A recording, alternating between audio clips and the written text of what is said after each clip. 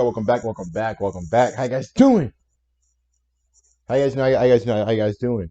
Back with Formula One speed compared to other race cars. So probably have I guess like drag racing, NASCAR, all of the other type of race cars that's been going on. Hope you guys are doing well.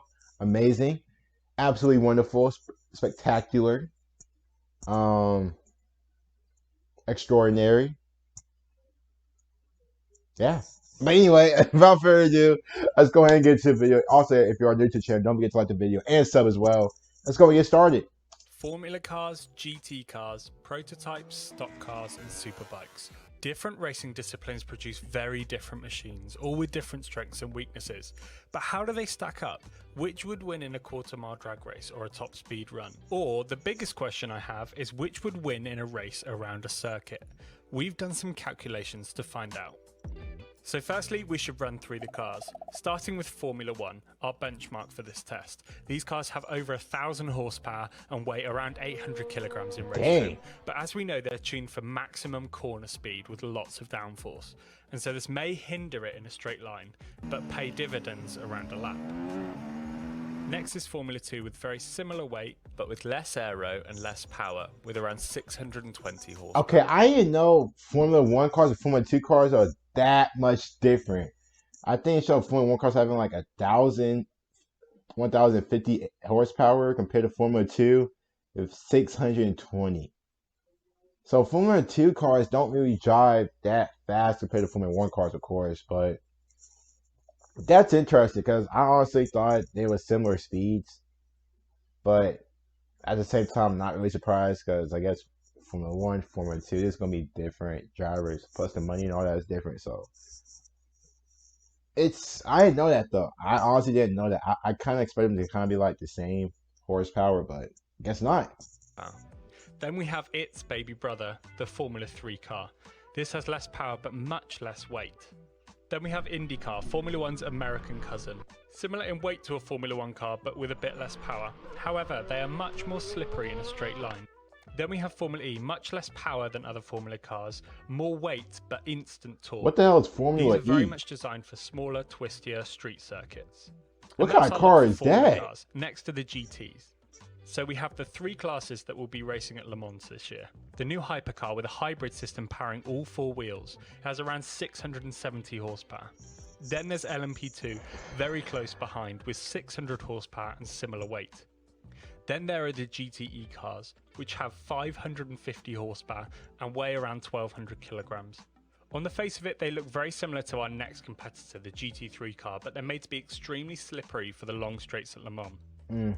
The GT3s have a little less power than the GTEs, but have much more aero, and so might not be far off in terms of lap time. I mean, like the last couple, like GT, they look pretty, like horsepower isn't really that much. Like the difference between, like the horsepower difference between like the GTE and like the Formula 3 cars, like the LMP, whatever. I mean the LMP. It's not really a big difference regarding the horsepower.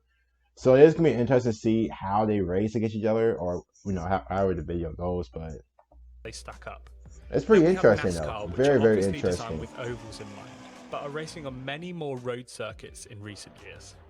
And then finally we have Moto GP. That's crazy. They have incredible power to weight ratios, but may lose out around the corners as there's much less rubber on the road when compared to a race car. God dang. And the first test is a 0 to 100 kilometers an hour. I'll be scared. I'm a flaw. The car's traction, power, torque, and weight all in one test. However, most cars actually aren't great at this. For example, a modern Tesla could give a Formula 1 car a good run for its money. Race cars tend to have very small, light clutches that aren't particularly good at launching. But anyway, what do you think will win? Obviously, no one has done this combination in real life, so we've stacked them up in the virtual world and compiled all of their times to see which would come out on top.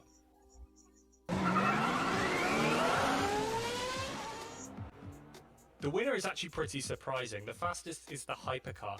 It may weigh more and have less power than a Formula 1 car, but its hybrid system powers all four wheels, giving it incredible acceleration off the line. Another key factor is power to weight, and this is why you see the Moto GP bike doing well.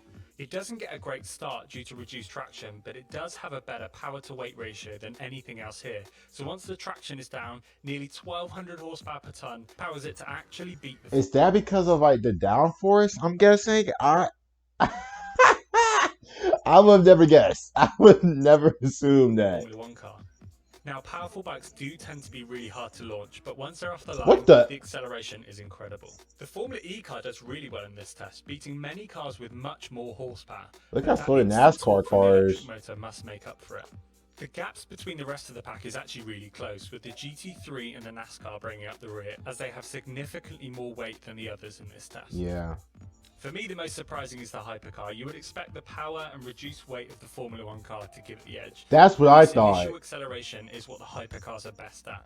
Up to 200 kilometers an hour, the hypercars have the advantage in a one-on-one race. But if we let them carry on, this is where the power to weight is less of an issue, and the aerodynamic drag versus power becomes a bigger part of the test. This is where the F1 car really takes over. You can see that the extra power helps it claw back the time and accelerate up to a top speed of 360 kilometers an hour, where the hypercar falls short at 335. But if we let all of the others reach their top speeds, there are some interesting results. This is essentially a The measure of GTE power. is slow as shit. That's what I'm peeping. The GTE is slow as shit. God dang. I mean, really, both GTE cars are. I mean, the GT3. I'm sorry. The GT3 is slow as crap. You see the Indy cars up there. The hypercar is not really even up there. Versus drag. You have the Moto GP and the Formula One car. Formula 3 cars aren't really that fast either, but still, that's interesting. Interesting. Essentially a measure of power versus drag, and at these speeds the force produced by slicing through the air is immense. Also, many of these cars are tuned for lap time on short tracks, and so top speed isn't massively relevant, but it's interesting to see anyway. The top speed is actually taken by IndyCar, which has less power than the Formula One car, but thanks to its very slippery body and covered rear wheels, it can reach up to 380 kilometers an hour. The Moto GP bike actually beats the Formula One car due to its much smaller frontal area punching a smaller hole in the air. It also doesn't create any downforce, something that comes with a large drag penalty. The LMP2 car beats the Formula 2 car, but more interestingly, it also beats the Hypercar, a car that is a class above it in the World Endurance Championship. The margins between these two classes are really small this year. It'll be interesting to see the lap time difference between these two, where the Hypercar dominates the acceleration zone, but the LMP2 car is actually faster at the end of the straight. But acceleration and top speed is one thing. Lap time around a circuit is a whole different ballgame. Yeah, true. The cars often take different approaches to the trade-off between straight line speed And corners. corner and grip. Yeah. And we've picked Spa as the track for this battle, as the majority of cars have raced here and set representative laps in the past couple of years. And obviously Lewis Hamilton holds the lap record here from 2020 with a 1 minute 41.2, which is quite clearly the fastest car here over a lap. The fastest lap in a Formula 2 car is held by Yuki Tsunoda with a 157.6, over 16 seconds slower than the Formula 1 car. And the fastest Formula 3 lap was 7 seconds slower than this with a 2 minutes 5. We also know all of the WEC times from the 6 hours of Spa this year, so let's add them in there too. DTM and GT3s have also raced this track, but what's more difficult to predict is NASCAR, Moto GP and Formula E. As many of you will know, these cars don't race this track, and so finding data for this has been really tricky. So what we've done is compare these cars using other circuits' lap times. So for example, NASCAR raced at the Circuit of the Americas this year with Tyler Reddick setting a lap of 2 minutes 12.6. And then the last Formula 1 time was set by Charles Leclerc in 2019 with a pole time of 1 minute 36.1. If you work this out, it turns out to be a 28% difference. Yeah. And since Kota and Spa are roughly the same in terms of having long straights as well as many slow to medium speed corners, we can apply this difference to get a NASCAR time of 2 minutes and 9 seconds at Spa. Now this isn't a bulletproof estimate, but it seems to be a pretty good ballpark figure. If we do the same with Moto GP, which is raced at Red Bull Ring, we also get a 28% difference compared to Formula 1, meaning we would expect NASCAR and Moto GP to be very close in a race around Spa, and that will be good to watch. Now with Formula E, this gets a bit trickier. They tend to race much shorter tracks than Formula 1, and so this guess is a little fuzzier. The Formula E and Formula 1 times around Monaco have a different... What the heck is Formula E? Like, I just found out there was actual a Formula 3. Like I just found that out. Now, what's Formula E? Is that like the youth, like 18 and under, like Of Formula E? 23%. But this being a very short stop and start track, this wouldn't be massively representative around Spa, where the long straights would punish the Formula E car. This would make the lap time around 2 minutes 4, which seems much too fast. We would probably expect around a 2 minutes 10 to 2 minutes 20. So we went looking for some more data, and interestingly, Jimmy Broadbent has lapped both the Formula E cars and the Formula 1 car around the Nordschleife in the sim. This track has long straights, slow corners, and everything in between, and much more representative of Spa. Interestingly, this percentage comparison works out as exactly a lap time of around 2 minutes 10. Definitely a ropey estimate, but it gives us a good idea.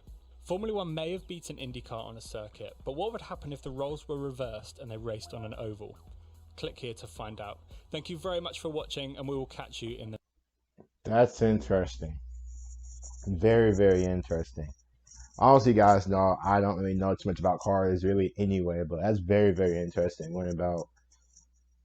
I was shocked to see like the like the actual like I think what was that shit called?